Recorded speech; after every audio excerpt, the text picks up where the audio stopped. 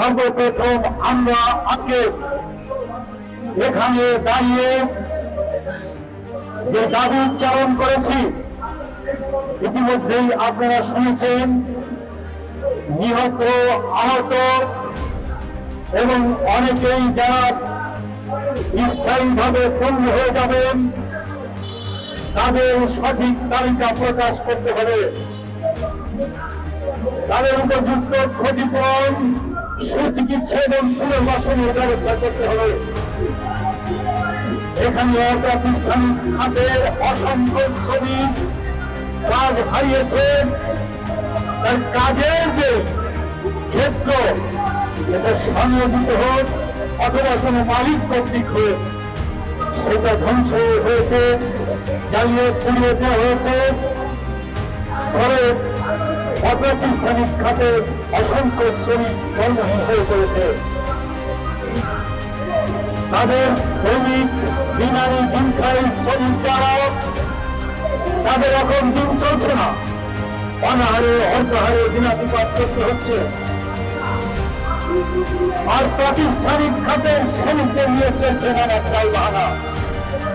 Garments operator শিল্পের শ্রমিকদের ইতিমধ্যেই বেতন কাটার কথা বলা হয়েছে বন্ধকালীন সময়ে। এই বন্ধকালীন সময়ে ছুটির দিনে খাল খাটিয়ে সেটা পুষিয়ে নেওয়ার চেষ্টা চলছে। এই পরিস্থিতিকে কাজে লাগিয়ে মালিকরা আবার ফায়দা লুটার চেষ্টা করছে। তারা ক্ষতিপূরণের হিসাব দিয়ে রাষ্ট্রের টাকা, জনগণের টাকা আবার তাদের পকেটে নেওয়ার চেষ্টা করছে। শুধু তাই না, এই পরিস্থিতি সুযোগ নিয়ে সংগঠন করা শ্রমিকদের, আন্দোলনকারী শ্রমিকদেরকে দমন করার চেষ্টা করছে। সুতরাং আমরা যেই কথা আজকে বলতে চাই, যে আন্দোলন শুরু করেছিল ছাত্ররা, পরবর্তীতে সেই আন্দোলন ছাত্র শ্রমিক জনতার গণ অভ্যুত্থানে পরিণত হয়ে লুটেরা ধনীদের একটি গোষ্ঠী, স্বৈরাচারী গোষ্ঠীর পতন হয়েছে। কিন্তু আমরা তার সাথে সাথে দেখছি আরেকটি লুটেরা ধনী গোষ্ঠী এবং তাদের বিভিন্ন দোসররা, আর তার সাথে বিভিন্ন সুযোগ সন্ধানীরা, তারা আজকে জনগণের জানমাল লুট করছে। তারা আজকে দখলদারিত্ব কায়েম করছে। আর এই পরিস্থিতিতে ধর্মীয় সন্ত্রাসী মৌলবাদী বাহিনী তারা আজকে রাজনৈতিক উন্মাদনা সৃষ্টি করেছে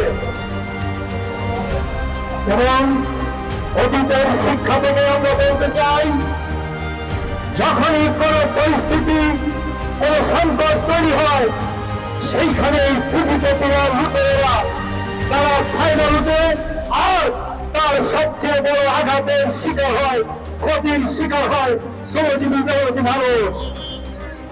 সুতরাং অতীতের সরকার তারা শুধুমাত্র ভোট ডাকাতি করে শেষ হয় নাই, তারা মালিকদের সরকারে পরিণত হয়েছিল। শ্রমিকদের মজুরি চাইতে গেলে গুলি করে হত্যা করেছিল। সেই শ্রমিক হত্যার সরকার, শ্রমিক নির্যাতনের স্বৈরতান্ত্রিক সরকার, তাদের যে আজকে অবসান হলো, তার মধ্য দিয়ে শৈল শাসন, শৈলতন্ত্রের অবসান আমরা দেখতে চাই। সুতরাং আমরা এই সরকারকে তার প্রথম দিয়ে আজকে বলতে চাই, আপনারা কি করবেন সিদ্ধান্ত নেন। এদেশে কোটি কোটি শ্রমিকের ন্যায়সঙ্গত স্বার্থ দেখবেন, দাবি দেখবেন, কি দেখবেন না, নাকি আপনারাও ওই মালিকদের পক্ষপাতিত্ব করবেন? সেই প্রশ্ন রেখে আজকে যে দাবি, তার পাশাপাশি যে কথাটি বলে শেষ করতে চাই, সেটি হলো এই যে আমরা বাংলাদেশের শ্রমিক কর্মচারীরা জাতীয় মজুরি কমিশন গঠন করে জীবন ধারণ উপযোগী মজুরি জাতীয় মজুরি ঘোষণার দাবি জানিয়েছি। আমরা সংবিধান, আইএলও কনভেনশন এবং আন্তর্জাতিক মানবাধিকার ঘোষণার সাথে সংগতি রেখে শ্রম আইন এবং বিধি প্রণয়ন সহ 9 দফা দাবি জানিয়েছে। এই সরকার কি অতীতের সরকারের মতোই শ্রমিকদের এই সংগত দাবিকে উপেক্ষা করবে, নাকি শ্রমিকদের ন্যায়সঙ্গত দাবিকে মেনে নেবে? আমরা অতি সত্ত্বর আমাদের দেশের শ্রমজীবী মেরুটি মানুষের সাথে অর্থবহ আলোচনার মধ্য দিয়ে ন্যায়সঙ্গত দাবি মেনে নেওয়ার আহ্বান জানাচ্ছি। আর তা যদি না করেন, এই বৈষম্য বিরোধী ছাত্র আন্দোলন ছাত্রদের দাবি আদায় করেছে, আর রাষ্ট্র ক্ষমতার পরিবর্তন করেছে। আমরা বাংলাদেশের শ্রমিক কর্মচারীরা শ্রমিকদের দাবি আদায়ের পাশাপাশি বৈষম্যহীন সমাজ প্রতিষ্ঠার সংগ্রামে নিয়োজিত আছি। এই সংগ্রাম তীব্রতর করব।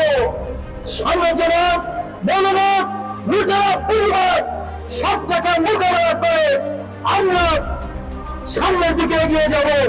সেই লড়াইয়ে আমাদের বাধ্য করবেন কিনা, সেই প্রশ্ন রেখে আজকে আমরা যে দাবি এখানে উত্থাপন করেছি, অবিলম্বে সেই দাবি মেনে নেন।